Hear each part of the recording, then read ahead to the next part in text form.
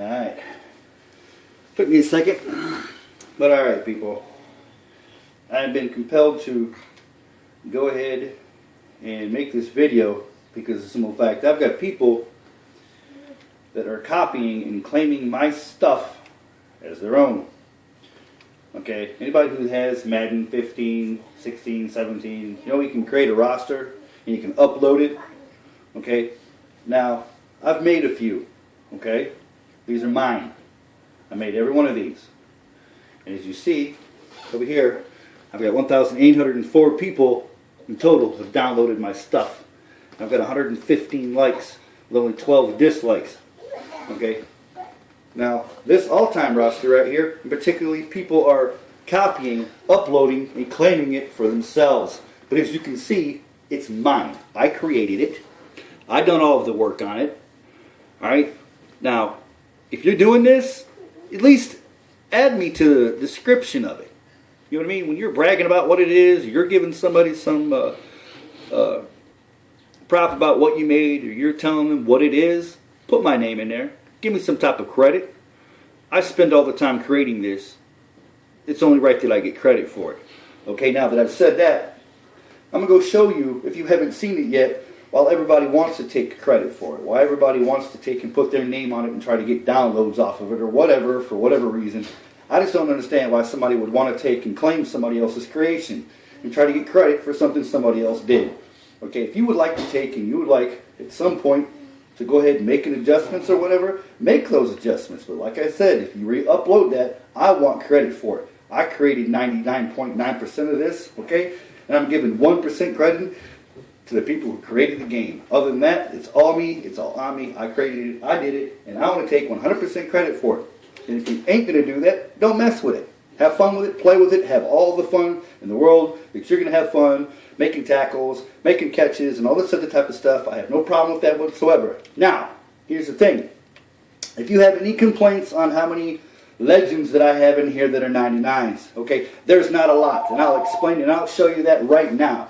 That there is not a lot of 99s in my roster, okay? Right here you're going to see a line of 99s. That's because there's a lot of positions right there in 99s. Now I'll break it down for you right here. We're going to start off the quarterback, all right?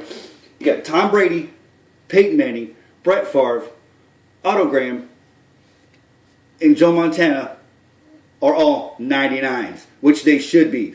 Those are the greatest quarterbacks of all time in their era.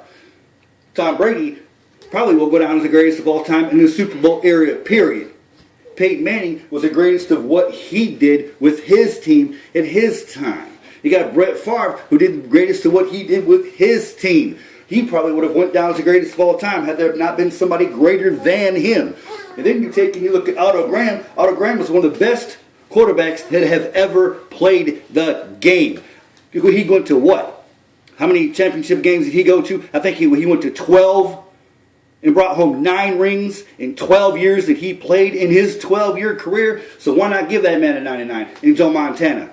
No need to be said about Joe Montana, who went to 4 Super Bowls, had over a decade of going to the playoffs consistently, winning all 4 of his Super Bowls and 3 Super Bowl MVPs. Enough said about that. And then we snuck Sid Luckman in there at a 98. Then we got Johnny Unitas at a 97. A Roger Staubach at a 97. A Steve Young at a 97. Terry Bradshaw at a 96. And a Kurt Warner at a 96. And people are going to complain about those, then you obviously haven't watched football. Then we can move on to the halfbacks. Greatest halfback of all time. Greatest running back to ever lace some cleats. My goodness. Barry Sanders. And when the man run, it was like he was slipping on ice. People couldn't even catch him. He was that damn good. He just played for a shitty team. Period. And then you got Jim Brown and you got Walter Payton. That rounds out the top 3 and the only 99s on this roster at running back. Then you can go down to Emmitt Smith and such and so forth. Okay? This is one hell of a roster. Don't hate me because I've got OJ in here. OJ was the first running back to rush for 2,000 yards in one season, and he did it in 12 games. That, my friend, that puts him on this roster. I don't care who he killed. That ain't none of my business. I'm talking about football. Move on to fullback. Bronco Nagurski would probably be the first fullback that you would think about unless you're a Green Bay Packer. Green Bay Packers, Jim Taylor, that man was the Packers for a very, very long time. This man was the Packers' all-time leading rusher as a fullback. Know your history. Know what you're talking about when you talk about, there too many 99s on this dude's roster. And what's wrong with John Riggins? He had the single record for most touchdowns as a fullback or running back on the ground for, what was it, 20-some years? Like I said, know your football when you start talking. The wide receivers, look at my list of number 1 wide receivers here. I've got Jerry Rice, leads everything, okay? He's got league MVPs, he's got Super Bowl MVPs, and he leads in virtually every wide receiver statistic. Know your football. Marvin Harrison, if he'd have not retired, he'd have probably been right up there next to, if not surpassed, this guy right here. Know your football. Then Calvin Johnson, he was the greatest of this modern era. He just sucked because he played for the Detroit Lions. Then you go to another guy here, Tim Brown. Tim Brown, another guy that was really, really, really good. He's in the top 10 in receiving in yards all time, and he's a 99. Then we got Art Monk. He is a 98. I should have made him a 98 because when he retired, at the time he retired, he was the NFL's all-time leading receiver with catches and yards. Know your football before you start bitching because I got too many 99s. In tight ends, you're not going to have a lot of tight ends in here that are 99 because guess what? They just started recently the last couple of years making tight ends actually relevant to catching the ball other than Ozzie Newsome and Tony Gonzalez. Okay? Mike Ditka and Charlie Sanders were doing it when nobody else was doing it. Okay? So, moving on. I didn't make a lot of tackles. I didn't make a lot because, you know, they say this guy was great, that guy was great, yada, yada, yada, yada, yada. I can't really say who was great and who wasn't great because there's a lot of holding on every single play. I think it comes down to who's getting caught and who isn't getting caught.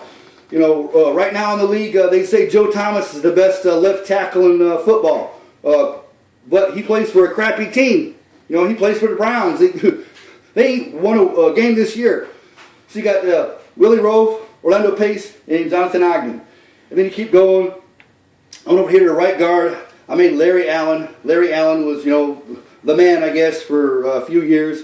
That left tackle over there for the Dallas Cowboys.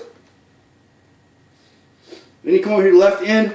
You got Derek Thomas, Bruce Smith. You know, Mark Gastineau had the single season lead sacks for the longest time until the next guy right here broke it with half a sack. Okay? Then you got Jared Allen, who's a beast. I mean, those round out my tops. Who's going to bitch about having these guys being 99s? They are best at what they did at the time that they did it. Plain and simple. Then you go to your right end, over here. Oh, wow, who? J.J. Watt and Deacon Jones, the guy who termed the word sack. He created the name, the word at that position. He created it, okay? And they say he got over 200 in his career, so God only knows, because you got to look at it this way. He's just a 99, okay? And then Reggie White. Oh my goodness, Reggie White. Wow, that's a hell of a name. Reggie White. He's a 99. Jason Taylor, another guy. And Richard Dent. And that rounds out the 99s there. And it's like I said, I've had conversations with people, and some people are like, man, you got too many 99s. Well, obviously, you don't watch football. You don't know your history, because these two right here are the only 99s at defensive tackle right here. Warren Sapp and John Randall. Look them up. Those two could have been, if they would have had MVPs at defense, okay, back when they were playing, they would have probably did it year in and year out, especially John Randall. John Randall was the man. You go look at his sacks. He was making 10, 11, 12, 15 sacks every single year of his career, probably for about all but the last couple of years when he started playing for the Seahawks. He was the man. When you talked about John Randall, you talked about sacks. Same thing with Warren Sapp. He was a beast until he went and played with the Oakland Raiders. That man was one of the reasons why they won the Super Bowl in '03. He's one of the players that wore that crappy uniform. He's one of those people that dug them out of the ditch. He's one of the people that gave Florida a Super Bowl ring. And like I said, it just goes on and on with actually legit guys that actually redefine the position. Like this guy right here, Ray Lewis. Okay? And you want to talk about some time that I put into these players. Okay? I didn't just make some player. Now what I did was I created the player. Okay? At their position where they played college. Okay? But I made them a rookie so you can use them in your franchise. You can have them until they retire rather than make them their age and they retire after 1 year. That I did do. I did make everybody young so they could play again. But what I did was I gave them their birth date and where they were born. Okay? This guy was born in Bartow, Florida. You can look it up. Okay? May 15th. University of Miami. Alright? Now, if you look at his uniform, look at his face mask. That's right down. And the helmet. And the thing he's got on his arm, that brace. All of the players are realistic and look and could be that guy. Okay, so if you come across this anywhere and you see that somebody else has it, do me a favor. Send them a message. You know, tell them to quit fronting. Tell them to quit trying to claim some shit that's not theirs. You look at that, Night Train Lane. Look at that. Check him out. He's a 99. Night Train Lane is a 99, played for the Detroit Lions. The reason why he's a 99 is because he's an all-time leader in interceptions. Know your football.